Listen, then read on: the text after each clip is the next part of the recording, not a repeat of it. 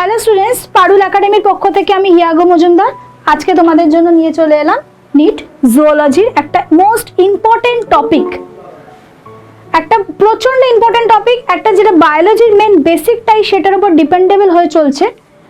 আজকে সেই টপিকটা আমরা পড়ে নেব, principal of inheritance and variations.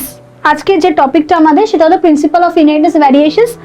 আমাদের নিটের জন্য অ্যাজ ওয়েল অ্যাজ বোর্ডসের জন্য দুটোর জন্য প্রচন্ড ইম্পর্টেন্ট টপিক। জেনেটিক্সের একটা যেমন reproductions, principle of inheritance variations, molecular inheritance, আর এদিকে হিউম্যান হেলথ অ্যান্ড ডিজিজ। এই চ্যাপ্টারসগুলো কিন্তু vital chapter as well as biotechnology. তো এই চ্যাপ্টারটা স্টার্ট করার আগে principle of inheritance and variations, তো কি মনে হয় আমাদের কি বডিতে ইনহেরিট হয় একটা জেনারেশন থেকে আরেকটা জেনারেশনসে?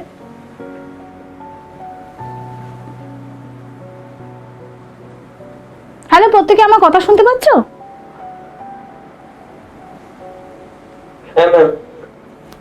ওকে, বাকিরা? ওকে, সো বলো কি মনে হয় কি ইনহেরিটেড হতে পারে আমাদের বডিতে একটা জেনারেশন থেকে আরেকটা জেনারেশন, যেটার জন্য আমরা বলি হ্যাঁ ক্রোমোসোমস। ক্রোমোসোমস এর মধ্যে হ্যাঁ জিন ইনহেরিটেড হতে পারে। জিন, ভেরি গুড ভেরি গুড। তো আমরা অনেক সময় বলি যে তোর স্কিন কমপ্লেক্সনস ডার্ক বা স্কিন কমপ্লেক্সনস অনটা ফেয়ার কেন হয়? আমরা বলি আমার জিনের জন্য, আমার ফাদারের জিন এরম ছিল বা আমার মাদারের জিন বা গ্র্যান্ডফাদারের মতো দেখতে হয়েছি। তো জিনটাই আমাদের কি হচ্ছে ট্রান্সমিটেড হচ্ছে। তো যেটা একটু আগে বললো ক্রোমোসোমস, এবং তার জন্য কি হচ্ছে আমাদের মধ্যে ভ্যারিয়েশনস দেখা যাচ্ছে। প্রত্যেকে আমরা we are not clone to each other. এরকম না যে আমাকে যেরকম দেখতে তোমাকেও ঠিক সেরকমই দেখতে। এটা আসেক্সুয়াল রিপ্রোডাকশনসের ক্ষেত্রে পসিবিলিটি হয়। ভ্যারিয়েশনসটা আমাদের সেক্সুয়াল রিপ্রোডাকশনসের ক্ষেত্রে আমরা মেনলি দেখতে পারি। আমাদের মিওসিসের জন্য এই ভ্যারিয়েশনসটা হচ্ছে। তো প্রত্যেকের হাইট বা স্কিন কমপ্লেক্সনস বা হেয়ার টেক্সচার এগুলো কিন্তু ডিফারেন্ট হয়, কারো সিমিলারিটি পাওয়া যায় না তাদের মধ্যে। তো এইখানে আমাদের যে ক্রোমোসোমসের মধ্যে, সেটা ক্রোমোসোমসটা কোথায় থাকে? সেলের মধ্যে। ধরো এই একটা সেল, এই সেলের কোথায় ক্রোমোসোমসটা থাকে?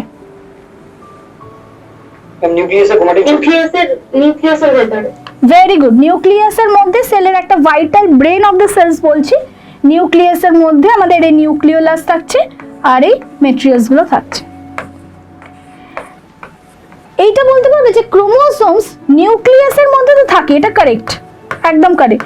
নিউক্লিয়াস ছাড়া আরো দুটো অর্গানেলস আছে তাদের মধ্যে এই ডিএনএটা থাকে। Mitochondria, very good, mitochondria. So that kind of DNA is known as a mitochondrial DNA. So that is why they are known as a semi-autonomous organelles. মানে ডিএনএটা এতটা ভাইটাল, এই ডিএনএ দিয়ে আমরা অনেক কিছুকে রেগুলেট করতে পারি। মনে রাখো সেলুলার যে ফাংশনস গুলো, তাহলে ডিএনএ কেউ বলতে আরেকটা যে অর্গানেলস, আরেকটা কি অর্গানেলস আছে যার মধ্যে ডিএনএ থাকে?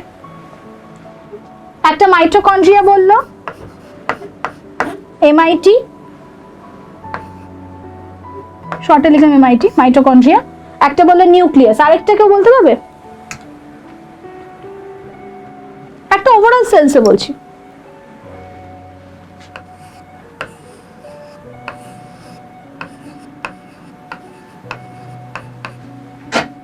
বুঝতে পারছো কার ডায়াগ্রাম ড্র করলাম?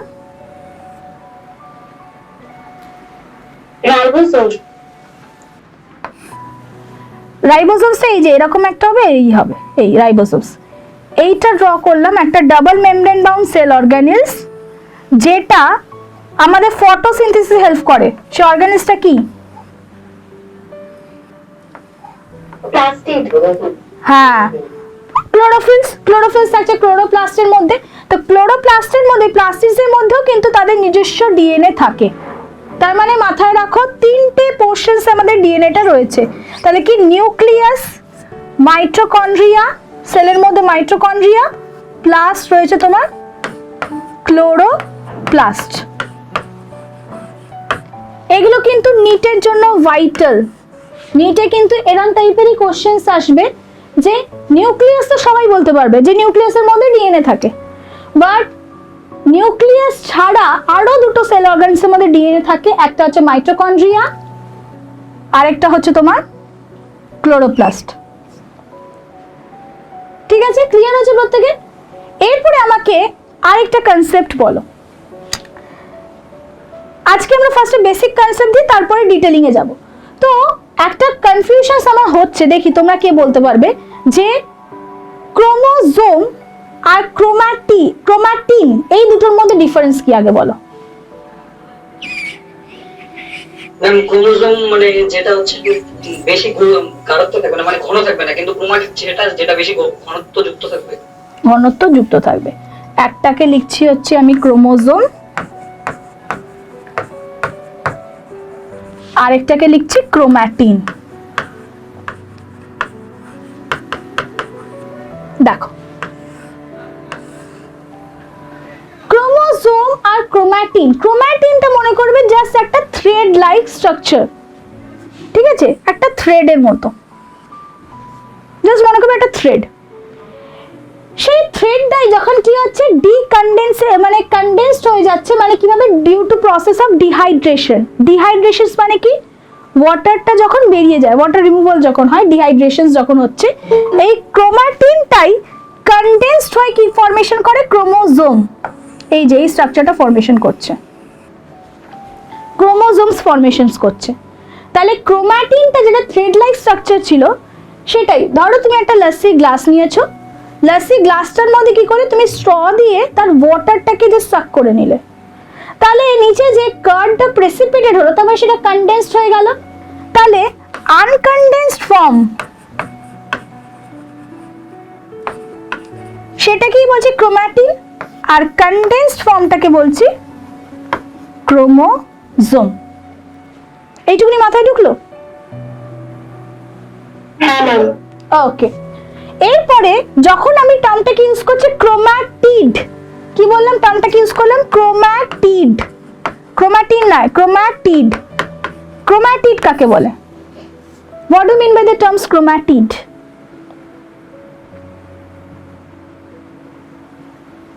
বলতে পারবে কেউ chromatid? Arms of a chromosome, একটা ক্রোমোজোমের একটা কি হচ্ছে arm, arm of chromosome, that will be called as a chromatid. তাহলে কি বুঝলাম? ক্রোমোজোমসটা হচ্ছে condensed form of a chromatin. Chromatin is basically a thread-like structure, that is an uncondensed form, and the arms of a chromosome, that will be called as a chromatid. এরপরে আমি ধরো দুটো diagram draw করছি।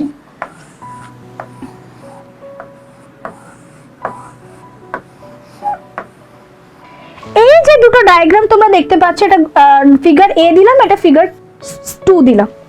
তো এই figure A and figure 2 কি মনে হয়, এটা একটা ক্রোমোজোম না এইটা একটা ক্রোমোজোম, না কোনটা দুটো ক্রোমোজোম বা কোনটা একটা ক্রোমোজোম, কি মনে হয়? যেটা একটা আছে এক নাম্বারটা, ওটা হচ্ছে একটা ক্রোমোজোম, আর যেটা দুটো আছে ওটা দুটো ক্রোমোজোম। বাকিদেরও কি মনে হয়? বাকিরাও বলো একটু, কি মনে হচ্ছে? যা মনে হচ্ছে তাই বলো। ভুল হতে পারে, ভুলটাই তো রেকটিফাই করব, তবেই তো বলবে। বলো বলো। ফার্স্টেরটা একটা ক্রোমোজোম আর সেকেন্ডেরটা দুটো ক্রোমোজোম একসাথে আছে। দুটো ক্রোমোজোম একসাথে, সবারই তাই মনে হচ্ছে। দেখো এইখানটার ক্ষেত্রে ফার্স্ট যে ক্রোমোজোমটা ড্র করলাম, সেকেন্ড যে ক্রোমোজোমটা ড্র করলাম, এইখানে জাস্ট ডিএনএ কন্টেন্টটা ডাবল হয়ে গেছে, বাট ক্রোমোজোম সিঙ্গেলই রয়েছে। কেন? এই যে স্ট্রাকচারটা দেখছো, রাউন্ড স্ট্রাকচার, এটাকে কি বলে? সেন্ট্রোমিয়ার। Centromere, very good. তাই সেন্ট্রোমিয়ার কি করছে, এই ক্রোম্যাটিড দুটো, ধর এই একটা ক্রোম্যাটিড, এই একটা ক্রোম্যাটিড, তো এই দুজনকে এরকম ক্রস টাইপ এক্স শেপের স্ট্রাকচার ক্রিয়েট করছে। এটা আমি মোটামুটি দেখাচ্ছি, কিছুটা মেটাসেন্ট্রিক সাব মেটাসেন্ট্রিক ক্রোমোজোমের মতো দেখতে লাগছে ডায়াগ্রামটাই আমার। তো সেন্ট্রোমিয়ারটা মিডল পোর্শন থেকে একটু উপরে উঠেছে, সাব মেটাসেন্ট্রিক। তো এই যে ক্রোম্যাটিড দুটো একসাথে জয়েন করে আছে সেন্ট্রোমিয়ার থ্রু, একটাই যদি সেন্ট্রোমিয়ার থাকে তাহলে ওটাকে আমরা সিঙ্গেল ক্রোমোজোম হিসাবেই বলবো। কিন্তু জিনিসটা যদি এরকম হতো এই একটা ক্রোমোজোম আর এই একটা ক্রোমোজোম, থার্ড ডায়াগ্রামটা এইটা হয়ে গেল যাতে তোমার হচ্ছে দুটো ক্রোমোজোম, যেহেতু তাদের প্রত্যেকেই সেপারেট সেপারেট সেন্ট্রোমিয়ার রয়েছে। এই কনসেপ্টটা কি প্রত্যেকের মাথায় ঢুকলো? কারো কি কোনো কনফিউশনস আছে? না ম্যাম। প্রত্যেকের ক্লিয়ার তো? হ্যাঁ ম্যাম। ওকে, তাহলে কি বুঝলাম এতক্ষণ পর্যন্ত? ক্রোমোজোমটা হচ্ছে কনডেন্সড ফর্ম, ক্রোমাটিনটা হচ্ছে আনকনডেন্সড form, arms of a chromosome that will be called as a chromatid instead of chromatin na chromatid, and if it is possess a single centromere then it will considered as a single chromosome. Just only the DNA contents is double during the phase of a synthetic phase, যেটা আবার রেপ্লিকেশনস হয়, replication DNA ডাবলিংটা হচ্ছে, সেই জন্য এখানে DNA কন্টেন্টটা doubled হয়ে গেছে। এরপরে নেক্সট স্লাইডে যাচ্ছি। নেক্সট স্লাইডে আমাদের তাহলে ক্রোমোজোম ব্যাপারটা আমরা বুঝলাম যে ক্রোমোজোম এমন একটা স্ট্রাকচার যেটার মধ্যে তো ক্রোমোজোম, ক্রোমোজোম টার্মটা আগে লিখি, ক্রোমোজোম। সো ক্রোমোজোমের মধ্যে আমাদের কি কি কম্পোনেন্টস থাকে? ক্রোমোজোমসের পার্টস গুলো কি কি?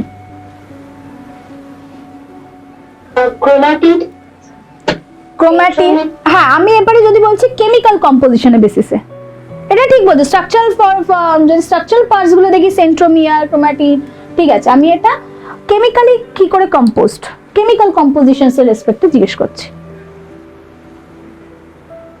ক্রোমোজোমটা কি দিয়ে তৈরি হয়, কি কেমিক্যাল থাকে তোমরা প্রত্যেকেই জানো, বলো। নিউক্লিক অ্যাসিড, হ্যাঁ very good, nucleic acid, histone protein, nucleic acid, protein, very good, histone protein, and metal ion. ঠিক আছে, তাহলে কি কি বললাম? Nucleic acid, protein, metal ion. এরপর আরো ক্লাসিফিকেশন আছে। Nucleic acid R basically two types, DNA and RNA. So tell me the full form of DNA. deoxyribonucleic acid, Deoxyribonucleic acid, and what is the full form of RNA? ribonucleic acid. Ribonucleic acid, very good. So these are the nucleic acid types. Protein se ekta already bole dilo, histone protein. Histone protein is a basic in nature basically, and non-histone protein. Histone protein, Yes, non-histone সেটা হচ্ছে acidic নেচারের হয়, non-histone protein. As well as metal ions থাকছে, আমাদের ক্যালসিয়ামস, ম্যাগনেসিয়ামস, এই metal ions গুলো থাকছে। ঠিক আছে, এই দিয়ে টোটাল আমাদের ক্রোমোজোম স্ট্রাকচারটা ফরমেশনস হয়েছে। এই যে ডিএনএ এর মধ্যে, তাহলে এবার বলো ডিএনএ এর কম্পোনেন্টস গুলো কি কি?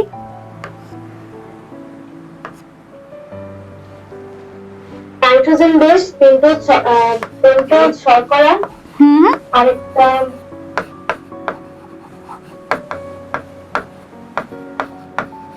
আর একটা কে বলবে? Nitrogen, phosphoric acid. Yes very good, আমি সাইন দিচ্ছি জাস্ট, সরি, H3PO4 2 H3PO4 লিখলে আমি ফসফেট আয়ন সেই হিসাবে দিচ্ছি। তো nitrogen base, pentose sugar and phosphate ions, so when they will combine they will forms a nucleotide or nucleoside. Nucleotide, nucleotide, very good. তার মানে কি সবাই একসাথে টাইডলি রয়েছে, প্রত্যেকেই রয়েছে একসাথে কানেক্টেড রয়েছে, nucleotide. So when you remove the phosphate group from the nucleotide then it will converted into nucleoside, nucleoside, very good. তাহলে ফসফেট গ্রুপকে রিমুভ করলাম আর নিউক্লিওসাইড ফরমেশনস হয়ে যাচ্ছে। So what are the types of nitrogenous bases that is present in case of DNA?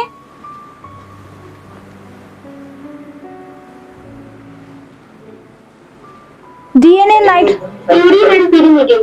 হ্যাঁ আরেকজন adenine গুয়ানিনও বলছিল, এটাও কারেক্ট, পিউরিন একদম ফার্স্ট বেসিকটাই সেটা পিউরিন আর pyrimidine. Purine is basically two types, that is adenine, adenine and guanine. guanine. Pyrimidine is basically two types, that is Thymine and cytosine. thymine and cytosine. Very good. So what do you mean by the term pentose sugar? Is it composed of 4 carbon or 5 carbon or 3 carbon? 5 carbon. 5 carbon. Very good. So that is why the name is given as a pentose sugar. So what type of pentose sugar is present in case of DNA?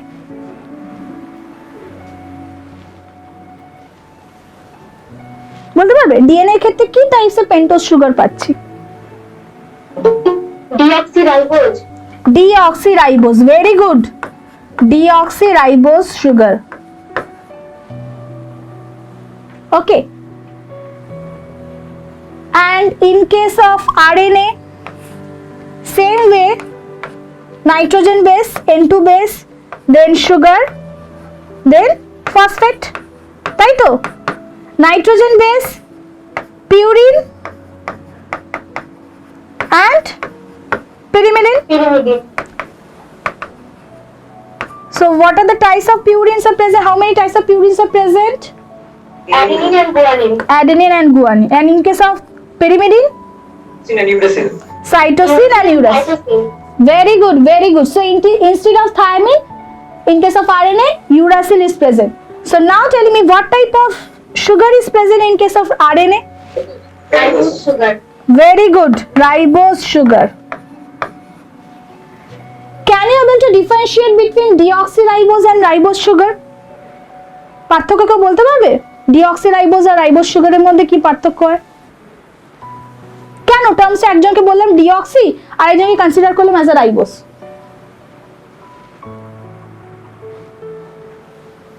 কেউ বলতে পারবে?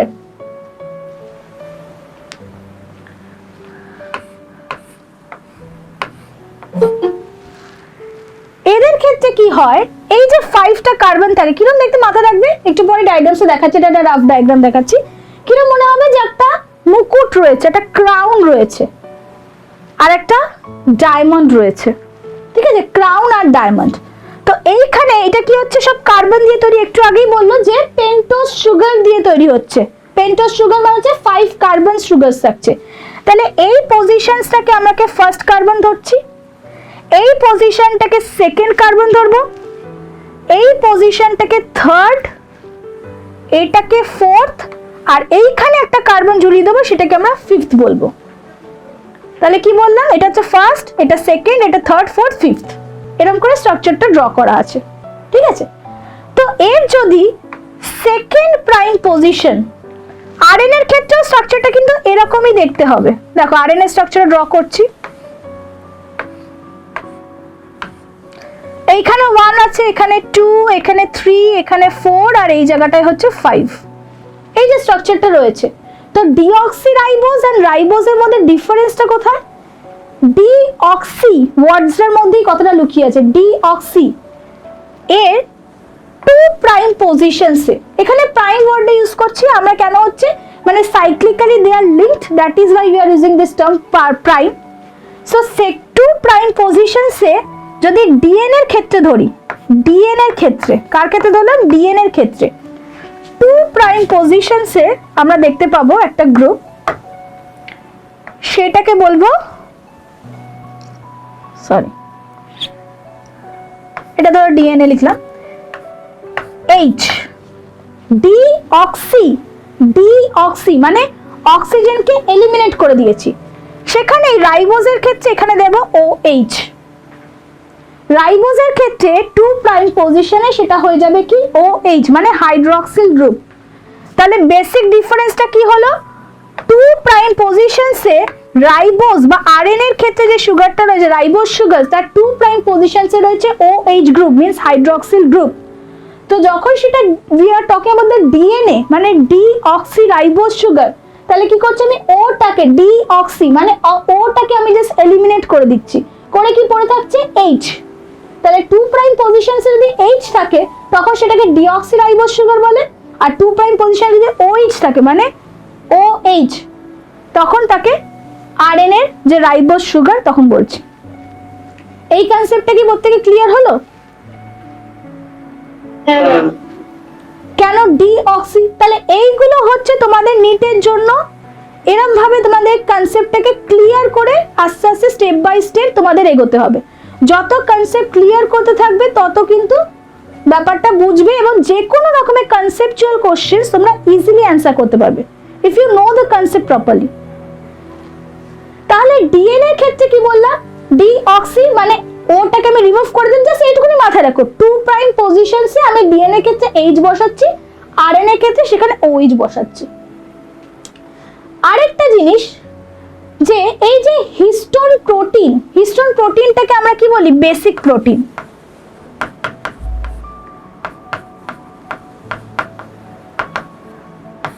এটাকে বলতে পারবে যে prokaryotes আর eukaryotes, এই যে যখন আমরা ক্লাসিফিকেশন করছি বেসিক একদম বায়োলজি স্টার্ট হচ্ছে, we are talking about the prokaryotes and eukaryotes. So what is the basic difference between prokaryotic DNA and eukaryotic DNA? Prokaryotic DNA তে পরিণত নিউক্লিয়াস থাকে না, আর হচ্ছে ইউক্যারিওটিকে পরিণত নিউক্লিয়াস থাকে। পরিণত নিউক্লিয়াস থাকে না, আরেকটাতে বললো থাকে। Very good. তো এই যখন বলছি থাকে না, তার মানে আমি কি কি বলতে বোঝাতে চাইছি যে কি কি থাকে না। নেক্সট কোশ্চেন আমার এটা আসবে। হ্যাঁ মানে ওখানে হিস্টোন প্রোটিনটা অ্যাবসেন্স থাকে, মানে ওখানে হিস্টোন প্রোটিনটা থাকে না, কিন্তু ইউক্যারিওটের ক্ষেত্রে সেটা থাকে। Very good. তাহলে একটা যেটা বললাম বেসিক ডিফারেন্স, যে হিস্টোন প্রোটিন আমাদের প্রোক্যারিয়ন মানে এনশিয়েন্ট ক্যারিয়ন মানে নিউক্লিয়াস। তো প্রোক্যারিওটিক অর্গানিজমে যখন we are talking about the bacteria, তো ব্যাকটেরিয়ার ক্ষেত্রে হিস্টোন প্রোটিনটা হচ্ছে basic nature. So histone protein is basically basic in nature. তো তাদের ক্ষেত্রে ইউক্যারিওটিক অর্গানিজমের ক্ষেত্রে হিস্টোন প্রোটিন প্রেজেন্ট, প্রোক্যারিওটিক অর্গানিজমের ক্ষেত্রে হিস্টোন প্রোটিনটা অ্যাবসেন্ট। আরো শেপ ওয়াইজ ওদের মধ্যে ডিফারেন্স দেখা যায়। কেউ বলতে পারবে শেপ ওয়াইজ কি কি ডিফারেন্স দেখা যায়? কেউ জানো? কোশ্চেনটা রিপিট করুন। হ্যাঁ বলছি যে ইউক্যারিওটিক যে ক্রোমোজোম আর প্রোক্যারিওটিক ক্রোমোজোমের মধ্যে একটা ডিফারেন্স দেখা যায় শেপ ওয়াইজ। তো সেই ডিফারেন্সটা কি, মানে কিরকম দেখতে হয় প্রোক্যারিওটিক ক্রোমোজোমসটাকে জানো? প্রোক্যারিওটিক ক্রোমোজোমস এমনিতে জানি ডিএনএ ডাবল হেলিকাল স্ট্রাকচার, তাই তো? ডিএনএটা কি হচ্ছে ডাবল হেলিকাল স্ট্রাকচার। তো এইটাই যদি সার্কুলার ফর্মসে থাকে মানে একটা গোলের মধ্যে, সার্কুলার ডিএনএ বলে বলছে, এটাই হচ্ছে প্রোক্যারিওটিকের ডিএনএ। আর ইউক্যারিওটিকের ডিএনএ জাস্ট লিনিয়ার হচ্ছে। ইউক্যারিওটিক ক্রোমোজোমস লিনিয়ার, প্রোক্যারিওটসের ক্ষেত্রে সার্কুলার। হিস্টোন প্রোটিন প্রোক্যারিওটসে absent, in case of eukaryotes histone protein is present. আর তাছাড়া আরেকটা বলতে পারি যেটা মানে নিউক্লিয়াসের অ্যাপিয়ারেন্সে বলতে পারি, nuclear membrane and nucleolus is absent in case of prokaryote, and in case of eukaryote it is present. These components are present, nuclear membrane as well as nucleolus. এইটুকুনি অবধি প্রত্যেকের কনসেপ্ট ক্লিয়ার? হ্যাঁ ম্যাম। ওকে। হ্যাঁ ma'am. এরপরে এই যে histone প্রোটিনের এত ইম্পর্টেন্স কেন, ইউক্যারিওটিক অর্গানিজমের ক্ষেত্রে হিস্টোন প্রোটিনটা কেন দরকার, না থাকলেও তো হতো। হিস্টোন প্রোটিন দেখো বুঝতে পারছো বেসিক প্রোটিন লেখা আছে, বেসিক ইন নেচার, তার মানে এর অবভিয়াসলি কিছু একটা ইম্পর্টেন্স রয়েছে, সে কিছু একটা করে হিস্টোন প্রোটিনটা।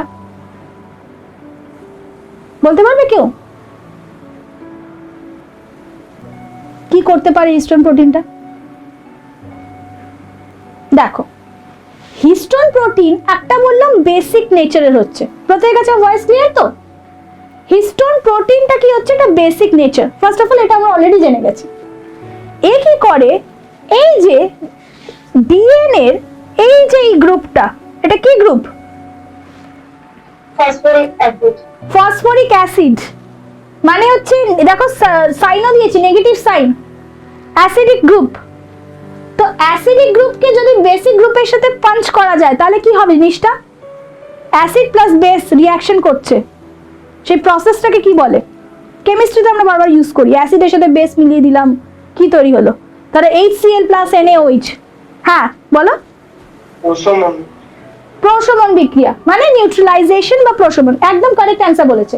তো NaCl plus NaOH, HCl plus NaOH আমরা বলি NaCl প্লাস H2O, মানে একটা সল্ট প্রোডাকশন হচ্ছে, তার সাথে একটা কি হচ্ছে আমাদের ওয়াটার প্রোডাকশন হচ্ছে। তার মানে কি ওই যে নিউট্রালাইজেশন করছে বা প্রশমন করছে, প্রশমিত করছে, তাহলে এই যে অ্যাসিডের ডিএনএ যে অ্যাসিডিক নেচারকে একে প্রশমিত করছে কে? Histone protein. তাছাড়া হিস্টোন প্রোটিন যদি দেখি, এই হিস্টোন প্রোটিন অনেকটা মনে হবে যে এত বড় একটা ডিএনএ, সেই ডিএনএটাকে একটা ছোট্ট সেলের মধ্যে, সেলে 0.7 মাইক্রোমিটার একটা ছোট্ট সেলের মধ্যে সেই ডিএনএটাকে যদি ঢোকাতে হয়, তাহলে সেটাকে জিনিসগুলোকে যদি একটা ঘরের মধ্যে অনেকজন মেম্বার্স চলে আসে, তাহলে কি তাদেরকে বলি যে একসাথে গ্যাদারিং হচ্ছে, ঠিক আছে তোমরা একদম ক্লোজলি বসো, বেশি সেপারেটেড হয়ে বসতে হবে না। এক্সামিনেশন হলে আমরা সবাই দূরে দূরে পাঠিয়ে দিই যাতে কেউ কপি না করে। তো যখন দেখা যাচ্ছে ক্লাসের মধ্যে প্রচুর গ্যাদারিং হয়ে গেছে, আজকে সবাই প্রেজেন্ট, তো সবাই ক্লোজলি অ্যাটাচ থাকে, ক্লোজলি একদম অ্যাসোসিয়েটেড থাকে, সবাই কাছাকাছি গ্যাদারিং করে রয়েছে। তো এই যখন কন্ডিশনসটা হবে, তার মানে কি একটা হিস্টোন একটা বলের মতো অ্যাক্ট করে, ঠিক আছে? সেই বলটাকে, আর এই ক্রোমাটিনটা একটা থ্রেড, সেই থ্রেডটা কি করবে? বলটাকে কি করবে? প্যাঁচাতে থাকবে। কি হবে? জিনিসটাকে প্যাঁচাতে থাকবে, কয়েলিং হবে। তো কয়েলিং হয়, জিনিসটা প্যাকেজ হচ্ছে, মানে কম্প্যাক্ট হচ্ছে। জিনিসটাকে যখন থ্রেডগুলোকে তোমাকে গোটাতে হবে, তখন আমরা করি না একটা উলেন বলস, ধরো বলস নিয়ে তার মধ্যে আমি কি করছি? উলেন যে থ্রেডটাকে সেটাকে গোটাচ্ছি।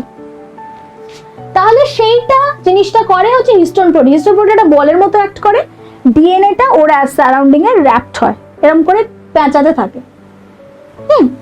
পেঁচিয়ে পেঁচিয়ে জিনিসটা কম্প্যাক্ট একটা স্ট্রাকচার ফর্মেশন করে, যেটাকে বলে নিউক্লিওজোমস।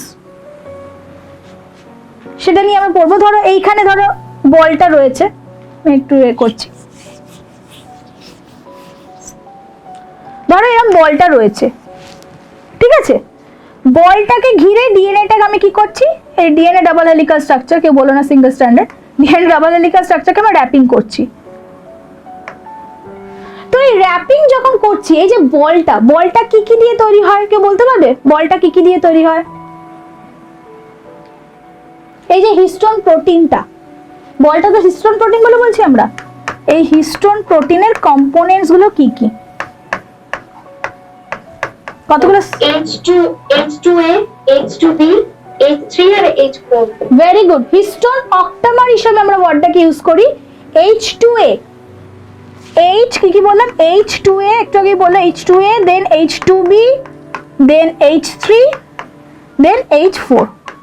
তো এইগুলো যদি ডাবল হয়ে যায়, মানে H2A double, H2B double, H3 double, H4 double, তাহলে টোটাল কটা বল চলে এলো আমাদের কাছে? 4টে অলরেডি সাব ইউনিট, সেটা ডাবল হয়ে গেল, মানে টোটাল 8 সাব ইউনিট। মানে তখনই ওয়ার্ডটা ইউজ করছে কি হিস্টোন অক্টামার, মানে 8 সাব ইউনিট স্ট্রাকচার। তো এবার চিন্তা করে দেখ, তাহলে এইটা দিয়ে আমাদের বলটা তৈরি হয়ে গেল, 8 সাব ইউনিট দিয়ে কি হলো আমাদের? টোটালি বলটা তৈরি হলো, H2A, H2B, H3 আর H4, total 8 sub unit structure, বলটা তৈরি হলো, ঠিক আছে? বলটা তৈরি হওয়ার পর এটাকে এবার একটা থ্রেড দিয়ে তুই প্যাঁচাচ্ছিস, যেটা ক্রোমাটিন ফাইবারস। তো ক্রোমাটিন ফাইবারস বা থ্রেডটা দিয়ে তুই প্যাঁচাচ্ছিস। এই যখন থ্রেড দিয়ে প্যাঁচাচ্ছিস, তো অনেক সময় চান্সেস হতে পারে সেই জিনিসটা খুলে যেতে পারে, থ্রেডটা খুলে যেতে পারে। তো তার জন্য তুই করলি